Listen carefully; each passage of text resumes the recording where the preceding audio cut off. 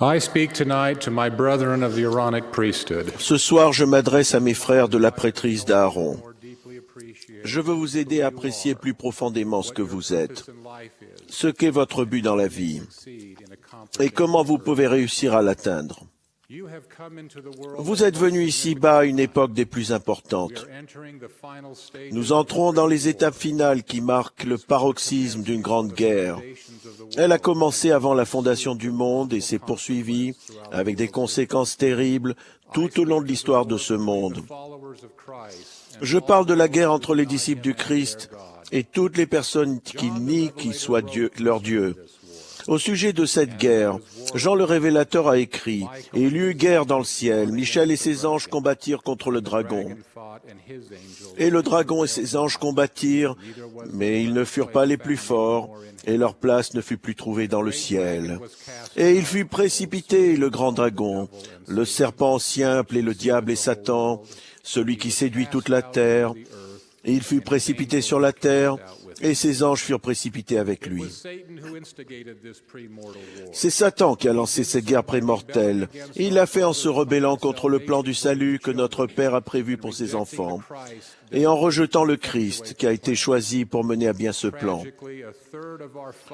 La tragédie a été qu'un tiers des enfants de notre Père ont suivi Satan, mais 2 tiers ne l'ont pas fait. Vous, mes jeunes amis, vous avez été parmi ceux-ci et vous êtes venus avec eux pour suivre le plan du bonheur du Père.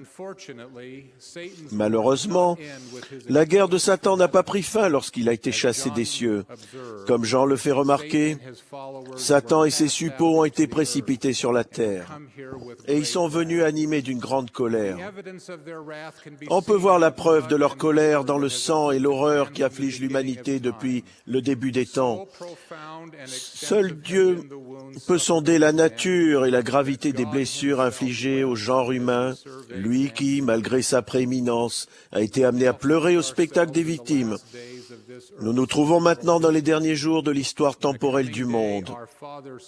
Un jour viendra où le Fils de notre Père reviendra sur la terre, où il a été rejeté, et il la revendiquera. Ce jour-là, il soumettra Satan et ses légions et introduira une période de 1000 ans de paix et de justice. En prévision de ce jour, Dieu a rétabli une dernière fois son royaume sur la terre. Ce royaume est l'Église de Jésus-Christ, des saints des derniers jours. Il est important de noter que toutes les autres tentatives d'établir le royaume de Dieu sur la terre ont finalement échoué. Bien sûr, il y a eu des périodes de succès de temps en temps, mais jamais auparavant le royaume de Dieu n'est resté en permanence parmi les hommes. Cependant, ce dernier établissement définitif du royaume de Dieu est différent, il n'échouera pas. En fait, il ne peut pas échouer. Pour assurer son succès définitif, le dernier établissement du royaume de Dieu a commencé avec un pouvoir spirituel sans précédent et il est soutenu par le même pouvoir et quelque chose de plus. Ont été réservés pour venir en ces derniers jours et pour travailler pour notre Père et son Fils, certains des fils et des filles les plus vaillants de notre Père. Leur vaillance et leur noblesse ont été démontrées dans le combat préterrestre contre Satan. Là, laissés libres de choisir le bien ou le mal, ils ont choisi le bien et ont exercé une foi extrêmement grande et de bonnes œuvres. Ce sont les traits de caractère qui sont requis maintenant pour soutenir l'œuvre de Dieu sur la terre et pour sauver les âmes des hommes de la colère croissante de l'adversaire. Or, mes jeunes amis de la prêtrise d'Aaron, vous êtes ces fils vaillants et nobles de notre Père. Vous êtes la force de la maison, oui, ces guerriers. Vous êtes ceux qui ont choisi le bien et non le mal, et qui ont montré une foi extrêmement grande et de bonnes œuvres. Et du fait de votre histoire personnelle, vous avez été chargés de venir sur la terre en ces derniers jours pour faire à nouveau ce que vous avez déjà fait, pour choisir à nouveau le bien et non le mal, et pour montrer une foi extrêmement grande, et pour le faire pour le royaume de Dieu, sur la terre et pour votre prochain. Le royaume de Dieu étant rétabli ici-bas avec une telle puissance, Satan sait qu'il a peu de temps. Il sait aussi que rien ne peut renverser le royaume de Dieu si ce n'est la transgression de son peuple. Il sait que s'il peut vous pousser à transgresser, il peut vous empêcher d'accomplir une mission à plein temps, de vous marier au temple et de protéger vos futurs enfants dans la foi. Et que tout cela non seulement vous affaiblit, mais affaiblit aussi l'Église. Il sait que rien ne peut renverser le royaume de Dieu si ce n'est la transgression de son peuple. Ne vous y trompez pas. Sa guerre est maintenant concentrée sur vous. Vous qui cherchez à garder les commandements de Dieu et à avoir le témoignage de Jésus-Christ. Maintenant, mes jeunes amis, vous devez vous rendre compte que les temps actuels et les temps à venir sont difficiles. À ce propos, le président Boyd K. Packer a déclaré « Je ne connais rien dans l'histoire de l'Église, ni même dans l'histoire du monde, qui soit comparable à la situation actuelle. Il n'y avait rien à Sodome et Gomorrhe de pire que la dépravation qui nous entoure maintenant. »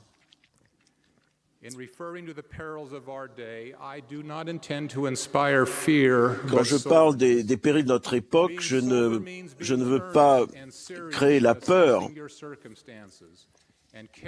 Être sérieux signifie évaluer sérieusement votre situation et peser avec soin et circonspection les conséquences de vos actions. Le sérieux débouche donc sur un jugement juste, ainsi que sur un comportement modéré. Il n'est donc pas étonnant que les prophètes conseillent aux jeunes gens d'être sérieux. Rappelez-vous que Mormon a dit que ce qui faisait que les 2000 jeunes guerriers d'Élamant étaient si efficaces au combat, ce n'était pas seulement leur courage, leur force et leur loyauté, mais aussi leur sérieux. C'est à Mormon, seulement âgé de 10 ans, qu'ont été confiées les annales sacrées de la nation néphite, parce qu'il était un enfant sérieux et rapide à observer. C'est Mormon qui a dit à 15 ans qu'étant un esprit plutôt sérieux, il avait été visité par le Seigneur et qu'il avait connu la bonté de Jésus. Ainsi, au moment où nous atteignons les derniers stades et le paroxysme de la guerre contre Satan, vous devez être sérieux face à la manière d'être du monde. Vous ne pouvez pas consommer de la drogue, de l'alcool ou du tabac. Vous ne pouvez pas participer à des activités pornographiques ou autrement immorales. Vous ne pouvez pas mentir, tricher, utiliser un langage vulgaire ou ordurier. Vous ne pouvez pas défigurer votre corps par des tatouages ou des percements. Vous ne pouvez pas faire ces choses et vaincre dans la bataille pour votre âme, encore moins si vous voulez être un vaillant guerrier dans le grand combat pour les âmes de tous les autres enfants de notre Père.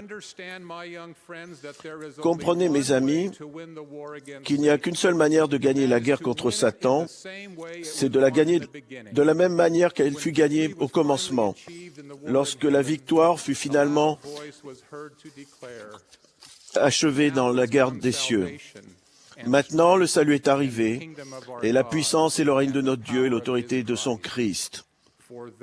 Car il, Michel et ses anges, l'ont vaincu, référence au diable, à cause du sang de l'agneau et à cause de la parole de leur témoignage, car ils n'ont pas aimé leur vie, mais ont gardé le témoignage jusqu'à la mort. Ne manquez pas la signification de cette déclaration.